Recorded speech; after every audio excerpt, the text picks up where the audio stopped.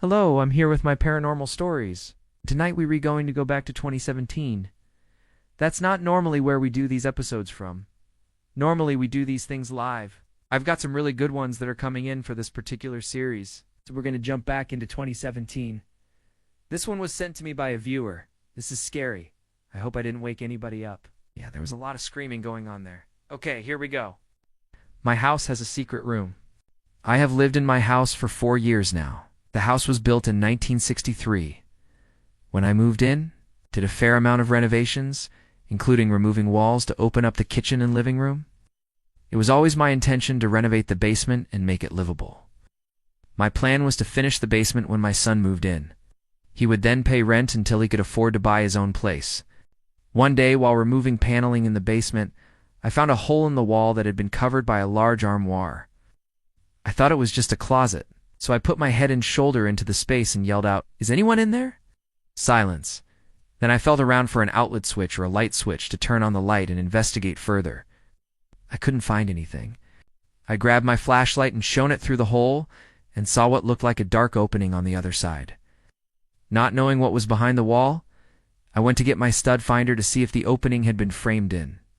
The stud finder indicated that there was a 2x4 on either side of the hole, but nothing across the top. As I'm investigating, my dog starts barking and growling. I calmed him down and continued on. I tried to look through the hole again and realized that it wasn't an opening, but rather a narrow crack between the foundation and the floor joists. I went up to the basement stairs and started to crawl on my hands and knees to get a better look. That's when I heard footsteps above me on the main floor. I stopped and froze. I listened and heard them again. Someone or something was walking back and forth directly above me. At this point, I decided that I had had enough, and I was going to call the police. As I stood up, whatever was up there stopped walking.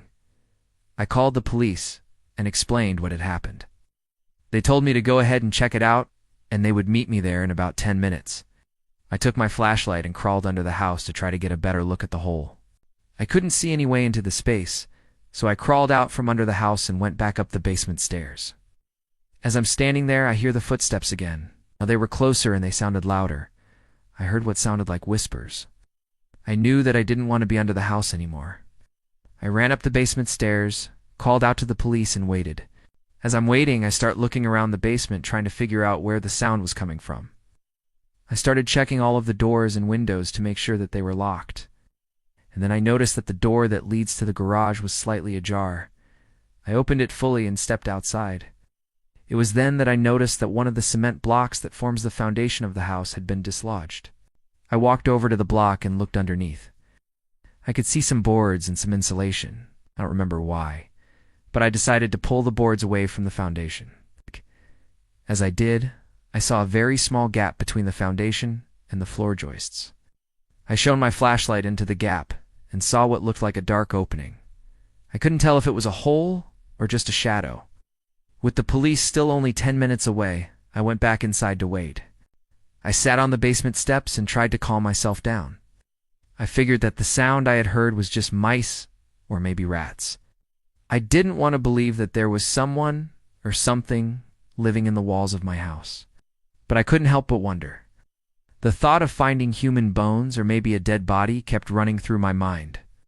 When the police arrived, they didn't find anything. We checked everywhere. I even let them crawl under the house. They said that they would stop by later in the week to continue the investigation, but I never saw them again. After the police left, I went back to check out the hole again. I still couldn't see into it, and it was still only about the width of a broomstick. But this time, I could feel air moving from inside the wall. I pushed on the boards that covered the opening, and they moved slightly. I pushed on them again, and they came right out. I have no idea how long the crawl space had been sealed off for, but it smelled stale and earthy. I shone my flashlight around and saw a dirt floor and what looked like a pile of clothes in the corner. I got on my hands and knees and crawled into the space. I called out, "Hello? Is anyone in there?" Silence. I could hear my own breathing and my heartbeat. The air was stale, but there was no smell of mildew or rot. The temperature was normal, not cold or damp like I expected. I tried to ignore the feeling that I was being watched and continued on. It wasn't very far to the pile of clothes. As I got closer, I could see that they were old and dirty, but there was nothing unusual about them. I looked around and noticed what appeared to be a crudely made wooden table in the corner. On it were two glass jars. One of the jars had a blue lid, and the other was black. I reached out to pick up the blue jar, and it fell to the ground and shattered. Glass went everywhere. I quickly crawled out of the hole to avoid cuts from the broken glass. I crawled back in to look for the black jar, but it was gone. Now terrified, and with adrenaline pumping through my veins, I got out of the hole and ran upstairs. I paced around the house, yelling for my dog, who was hiding under the bed.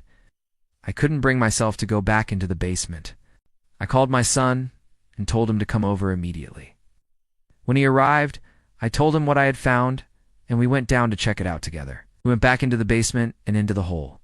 He checked around and asked me to get the flashlight so that he could look into the pile of clothes. He dug through the clothes and pulled out what looked like men's dress shoes. He also found what looked like an old leather belt. He checked everywhere but couldn't find the black jar.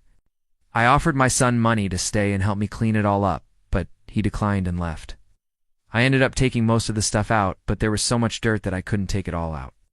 I figured that whoever had been living in there had probably brought the stuff with them when they left. I filled in the hole and covered it with concrete. I never did finish renovating the basement. It's been for years since I found the secret room, and to this day I do not know what was in the room or who had been living in there, and that's my story. I'm here with my paranormal podcast. If you want to send me your story, you can do so through the link in the description below. And if you enjoyed this episode, please like and subscribe so you don't miss any future episodes.